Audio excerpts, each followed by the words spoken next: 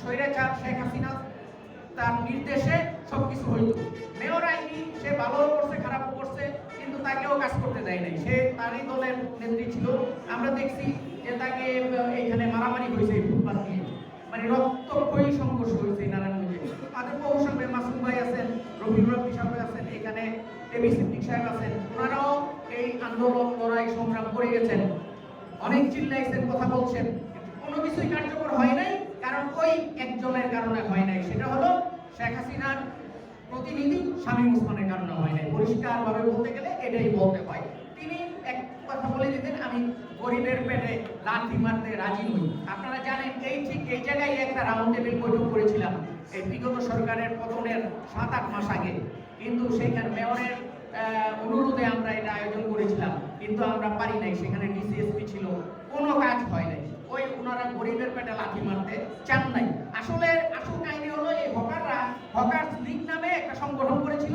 তিনি যখন ডাকতেন তার জনসভা হইতো, তখন ওনারা তাদের বউ বাচ্চা নিয়ে ওই জনসভায় যোগ দিতেন। এটাই ছিল তার লাভ। আর এই টাকা পয়সা তো যা হতো এটা তো নিতেন। এখন আমি এখানে সাখাওয়াত সাহেব আছেন, এই সরকার বিদায় নেওয়ার পরে সাখাওয়াত সাহেবের কাছে অফার আসছে যে 10 লাখ টাকা আপনাকে মাসে দেব, আপনি আমাদেরকে বসার ব্যবস্থা করে দেন হকারদেরকে। সাখাওয়াত সাহেব রিজেক্ট করছেন এবং আমাদেরকে জানাইছেন, আমরা এটা পত্রিকায় অনেক ইউজ করছি এবং ডিসি অফিসে এটা করছে আইন শৃঙ্খলা কমিটির বৈঠকে। সেখানে আমাদের সভাপতি মাসুদুজ্জামান ছিলেন ওই বৈঠকে, আপনি দেখেছেন। কিন্তু ওনারা কি হয়েছে, আরো খারাপ হয়েছে অবস্থা। এখন একেবারে পুরো সড়ক ওই মানে দখল করে ফেলছে। হ্যাঁ, 4 লাখ করে গেছে। কি নিয়ে আসে, ভ্যান গাড়ি নিয়ে আসে, আপনি হাঁটতে পারবেন না। গত রাত্রে আমরা হাঁটতে পারি না, এরকম অবস্থা হয়েছিল। এটাকে আমি বলবো মাসুদুজ্জামান ভাইকে আমি বলবো যে আপনি দেখেন ডাক ডেকেছেন, সবাইকে পেয়েছেন, সবাই কিন্তু আপনার ডাকে আজকে সাড়া দিয়েছে এবং সারা নারায়ণগঞ্জের গুরুত্বপূর্ণ ব্যক্তিরা এখানে সাড়া দিয়েছেন। অনেক ভালো প্রস্তাবনা এখানে এসেছে। আমাদের গিয়াসউদ্দিন সাহেব প্রস্তাব করেছেন, মাওলানা মহিউদ্দিন সাহেব যে প্রস্তাব করেছেন, আমরা এখন বাস্তবায়নের ব্যাপার। আপনি কেমন নারায়ণগঞ্জ চান জানতে চাইছেন, আমরা কেমন নারায়ণগঞ্জ চাই সবাই বলেছি। এখন এই নারায়ণগঞ্জ বাস্তবায়ন করার কর্মসূচি নিতে হবে। ফজলু ভাই যেটা বলছেন সেটাই, আপনি প্রায়োরিটি বেসিস একটা একটা করে ই করেন। প্রথম যেমন ফুটপাথটা যানজট মুক্ত করা, প্রয়োজনে আমরা মাঠে নামবো, ডিসি অফিস ঘেরাও করবো, এসপি অফিস ঘেরাও করবো, এই কর্মসূচিতে জানাবো। হ্যাঁ, আপনি আমাদেরকে ডাকবেন, আমরা সবাই থাকবো, আরো ব্যাপক মানুষজন জড়ো করে আমরা করবো এটা। গ্যাস ভাই আছে, গ্যাস ভাই ডাকলে অনেক লোক চলে আসবে।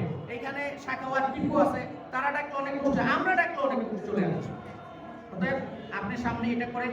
আরেকটা বিষয় আপনারা দেখেন, এই যে চাঁদমারি মসজিদ, যেটা পাশে একটা মসজিদ তৈরি করে রেখে দিছে, এটা ভাঙে না। এটা কেন ভাঙে না? এই জায়গায় আইসা ফ্লোরা এখানে আইসা যানজটটা সৃষ্টি হয়। বলতে বললেন 1 ঘন্টা 20 মিনিট 30 মিনিট লেগে যায় এইটুকু পানি দিতে। রাস্তাটা ভাঙে রয়েছে এই জায়গায়, এইটুকু ঠিক করে না কেন? ঠিক কয় টাকা লাগে এটা ঠিক করতে? শত শত কোটি টাকা খরচ করে ওদিকটা রাস্তা করছে, এদিকটা করে না। এগুলি করতে বাধ্য করতে হবে, একদম লিখে নিয়ে দিতে হবে যে এটা করে দেবেন। এতদিনে আলটিমেটাম দিয়ে এতদিনের মধ্যে করবেন, নাহলে আমরা লাগাতার কর্মসূচি দেব। কিছু কাজ এভাবে যদি না করেন তাহলে কিন্তু হবে না। কারণ আগামী সরকার কতদিন পরে আসে, ওই আশায় আমরা বসে থাকলে চলবো না। এই সরকারকে আমাদের সহযোগিতা করতে হবে, এই বর্তমান রানিং সরকারকে সহযোগিতা করতে হবে। আগামী সরকার যখন আসবে এবং বন্ধু টিপু যেটা বলছেন যে বিএনপি নিজের দলের গঠনতা সৃষ্টি হয়েছে, তাহলে ক্রস ফায়ার করে অনেকে বেড়ে ফেলছে, এটা কিন্তু আমরা নিজেরাই সাক্ষী। এইটা সব আশা করি বিএনপি যদি আবার কখনো, যারাই আসুক, বিএনপি বলে কথা না, যদি কোনো যৌথ সরকারের ক্ষমতায় আসে, বিএনপির পার্টিসিপেশন সেখানে থাকবে। তো যারাই ক্ষমতায় আসুক তারা কোনো গডফাদার সৃষ্টি হতে দেবে না। 5ই আগস্টের স্পিরিট এটাই, কোনো সন্ত্রাস থাকবে না, মাদক থাকবে না, গডফাদার থাকবে না। এইটাকে লক্ষ্য করেই 5 আগস্ট হয়েছে। যাই হোক, আমার বক্তব্য আর দীর্ঘায়িত করবো না। আমি মাসুদুজ্জামান ভাইকে বলবো, এরপরে আপনি কর্মসূচি নির্ধারণ করেন এবং কর্মসূচি নিয়ে মাঠে নামেন, বাধ্য করেন ডিসিকে এসপিকে কাজ করতে। আমরা কিন্তু বলতে পারবো, আমরা কিন্তু নিজেরা ফোর্স নেই আমাদের হাতে, পুলিশ ফোর্স থেকে বাইরে আমরা হকার উচ্ছেদ করবো, এটা তাদেরকেই করতে হবে।